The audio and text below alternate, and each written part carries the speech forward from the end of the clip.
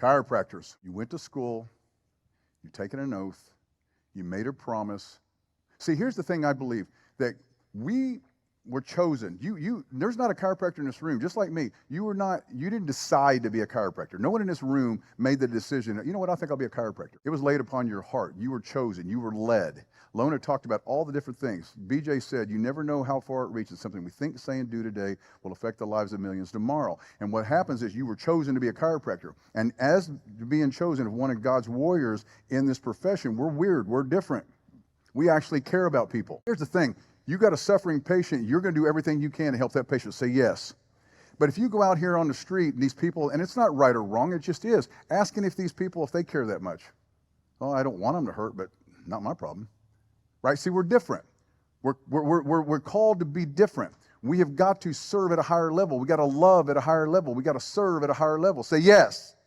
And we made a promise that that's what we're going to do. We made a promise that that's what we're going to do. Listen to me.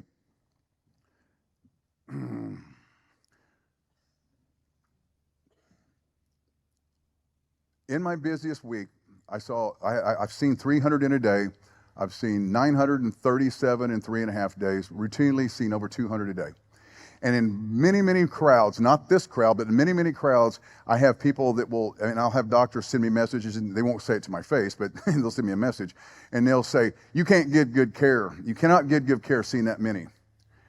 You're doing a disservice to the profession. You're holding us back, chiro priest. You're holding us back. You're holding the profession back. And my question is, well, if I'm not giving them good care, why are they there? Why are they there? I'm going to talk about it a little bit more tonight, but I want to ask you guys a question. How many are you serving? Not how much are you making, because listen to me. I'm not going to go down this rabbit hole, but I got to throw this out there. Chiropractors are all been out of shape about talking about money. They don't want to talk about collections or being successful, and I think that's just the most ridiculous thing ever. I think chiropractors should be the richest, most well-paid doctors on the planet. Say yes. No one can do what we do. No one can do what we do. Freaking medicine fails, and they make all the damn money, and everybody's like, "Ooh, yeah." We should be making all the money. I had a patient come in. I want you guys to hear me on this. And this is what I tell big groups that get all bent out of shape. I look at it this way: if you've taken somebody, let's say take a bodybuilder, right? And a bodybuilder, they decide they're going to compete in a competition, and so for a year they train their butts off every single day. They eat right. I mean, everything is perfect. They drink their water. They sleep right. They diet. Everything is perfect. They've worked their butts off. And then they diet for 16 weeks. And then they stand in front of the mirror and they see the end result and they go, no, thank you. I don't really want that. I'm ashamed of that. That's kind of dumb, yes? What they're looking at is a reflection of all their hard work. Everything they put in is looking right back at them. They're proud, yes? As a chiropractor, if you're making a lot of damn money, look in the mirror, because you should be proud of that, because the only way you're that successful is because you're helping a lot of people. And your success is a reflection on the amount of people that you help. Say yes. So let's get over the poverty complex. I think I addressed that. We're good with that? I had a patient come in that when I was associate doctor, his name was Lawrence, and he had had a stroke. And this was 28 years ago. And he walked with a limp, and he couldn't use his right arm, couldn't use his right leg, and I was only seeing like 5 a day back then as an associate. And he was an old country boy. I'm from the country, and him and I become really good friends. And I'd spend like 20, 30 minutes with him. I mean, we just hang out because there was no one else in there, and I didn't want him to leave. I didn't want to be by myself, right? Anybody been there? And so Lawrence he come in, and then next thing you know, he's using a chainsaw. He's working his farm again. We gave him his life back through a chiropractic adjustment. And I had just gotten out of school like a year before that. But I knew how to move a damn bone, and I started moving it and got his life back. Fast forward 20 years later, he comes to see me. I hadn't seen him in a long time. And he's getting a lot older by then. And my office was packed. This is 20 years later. That's when I was seeing like 500, 600 a week.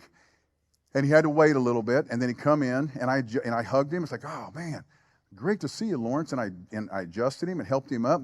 And I said, oh, man, just tell the family, because I took care of his daughters, his grandkids. I said, tell everybody I said hi. I will. And he was a quiet guy anyway, just a quiet old country guy. He leaves.